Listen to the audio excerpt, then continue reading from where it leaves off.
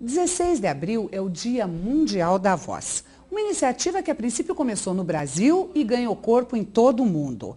E para falar sobre a voz e sobre a importância, hoje a gente recebe aqui no estúdio do Alto Estilo a fonoaudióloga Cíntia Senovics.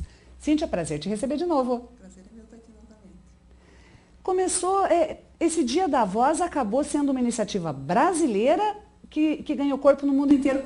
Isso é uma prova de que a fonoaudiologia brasileira está bem avançada. É verdade, é verdade. E que é incentivadora de conseguir sempre trabalhando. Eu acho que é porque é muita mulher, né? É possível. Acho que é muita mulher, então pega a causa e fica engajado nela mesmo para acontecer.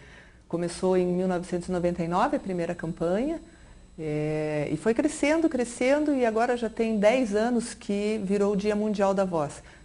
Então, vários locais do Brasil já era, Ásia, Estados Unidos, Europa, começaram a fazer eventos.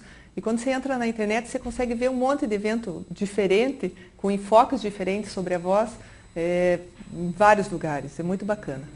Existe uma diferença regional dos problemas de voz ou isso é mundial? Não, isso é mundial. São os mesmos problemas em todo o mundo? Mesmos problemas Não em tem todo uma mundo. característica de país mais ou menos desenvolvido? Não, o que tem de diferença é sotaque, é a forma de conduzir, porque o americano fala com uma melodia diferente, né? Tem um ritmo de fala diferente do italiano, que é diferente do Brasil, e os fonemas são diferentes, né?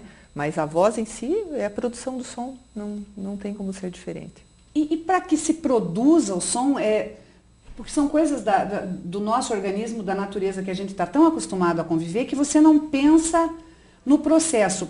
Para se produzir esse som que a gente está emitindo aqui agora, é todo um longo processo no organismo, né? Você usa o aparelho digestivo e o digestório e o aparelho respiratório para poder fazer a voz, né? Você inspira, daí na hora da expiração, o ar que passa pelo meio das pregas vocais que ficam dentro da laringe, elas se aproximam, vibram e daí o som é transformado e modificado dependendo de como você faz a abertura de boca, onde você coloca a língua, que vai formar as palavras, o som. E você falou a importância do aparelho digestório. Ele contribui também, Não, é porque você usa o aparelho respiratório, pulmão e laringe. Né? A laringe é a casa da prega vocal, fica dentro. E o sistema digestório, você vai usar a faringe, a boca, para poder fazer o som, né? Fazer a articulação do som. E existe a relação... língua, né? Conforme você põe a língua, conforme você põe a campainha lá atrás, conforme você abaixa, conforme você levanta, vai modificar o som. E nesse sentido, existem alimentos, por exemplo, que modificam a voz? Tem gente que reclama, quando eu como chocolate eu fico com a minha voz pastosa. Isso é verdade ou é mito? Não, não é assim também, né? Tão grande a incidência. Mas, por exemplo, o chocolate, ele deixa a saliva mais grossa também, né? Então você vai ter uma dificuldade maior, ele fica mais resíduo na faringe. Então você tem que engolir mais vezes para fazer a limpeza da orofaringe, né? Então você tem que engolir, daí você faz mais saliva, e isso tudo, deglutir e falar ao mesmo tempo é uma coisa que você faz o tempo todo. Então se você daí não tem você acaba perdendo essa coordenação, porque fica mais grossa a tua saliva quando você come chocolate, quando você toma derivado de leite. Então, e do mesmo modo, tem pessoas, e você até vê algumas pessoas, limão ajuda a afinar a voz. Isso é... Não, isso é mito. Isso é mito. Isso é mito. E existe relação de alimentação com a saúde da voz? Existe uma alimentação para o organismo todo e, consequentemente, para a voz, né? Você tem que ter uma alimentação saudável para ter uma voz e um corpo todo saudável. Se você, por exemplo, abusa muito, come lá uma feijoada agora na hora do almoço e vai dar uma palestra ou vai usar muito a voz a 1h da tarde, não tem como. Você não vai estar bem porque você vai estar com o estômago cheio e a energia vai para lá. Né? O diafragma não consegue movimentar para respirar bem quando você come demais. Então começa a ter, você tem que ter uma alimentação saudável para ter uma voz saudável. E os bons hábitos de vida têm tem tudo a ver. Bons hábitos de vida têm a ver com bons hábitos de tudo, principalmente com a voz. Né? E a relação entre álcool e voz? Álcool e voz, como é que eu vou dizer? O álcool deixa você falando mais mole, né? Então, por exemplo, o cantor gosta muito de tomar conhaque para aquecer a voz, né? Isso é um mito, né? O conhaque faz mal.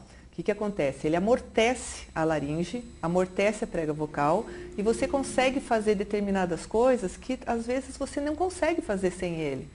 Mas quando você passa o efeito do álcool e você acabou de cantar, a prega vocal está machucada, ela está edemaciada porque você fez muito mais abuso por conta de estar amortecido. É como se você tivesse, como se fosse uma anestesia. É um anabolizante ali que Anestesia. obviamente vai deixar consequências. É verdade. E o cigarro e a voz? Bom, o cigarro é um vilão, né? Porque você inala a fumaça, né? E uma fumaça cheia de toxinas. Então, quando esse ar inalado, né, passa para dentro, ele passa pelo meio da prega vocal. E ele acaba com os cílios, tem uns microcílios na prega vocal, resseca a mucosa, que é aquilo que dá brilho para a voz, né? Que você tem que ter uma mucosa solta em cima da prega vocal e ela fica queimada quando vem a fumaça do cigarro. Aí você vai ter pigarro, porque quando você queima a mucosa da prega vocal pelo aquecido que fica, né, pela aquela fumaça quente, ela acaba por ter que se defender. E ela joga muco por ali para se defender. Você olha esse muco como uma coisa te atrapalhando. Daí você pigarreia para sair esse muco, né? Então acaba machucando muito. Então, além de queimar, você ainda produz uma secreção maior ali na prega vocal. E a incidência de câncer de laringe, que é grande no Brasil, é 8.000 casos por ano de câncer de laringe, ela acontece pela associação de álcool e fumo, na grande maioria das vezes. Uma pequena porcentagem não fuma ou não bebe, mas a grande maioria é fumo associado a álcool que vai causar o câncer de laringe.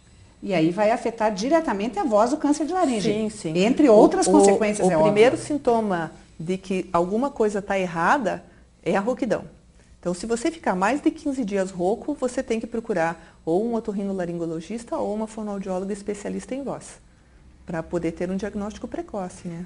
15 dias. Nem toda rouquidão é câncer, né? Mas como que você vai saber?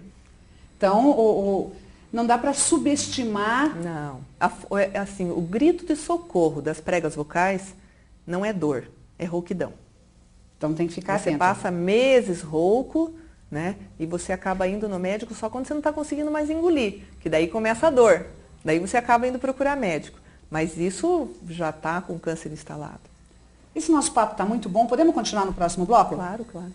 Então, é um instante só e a gente já volta. Não saia daí.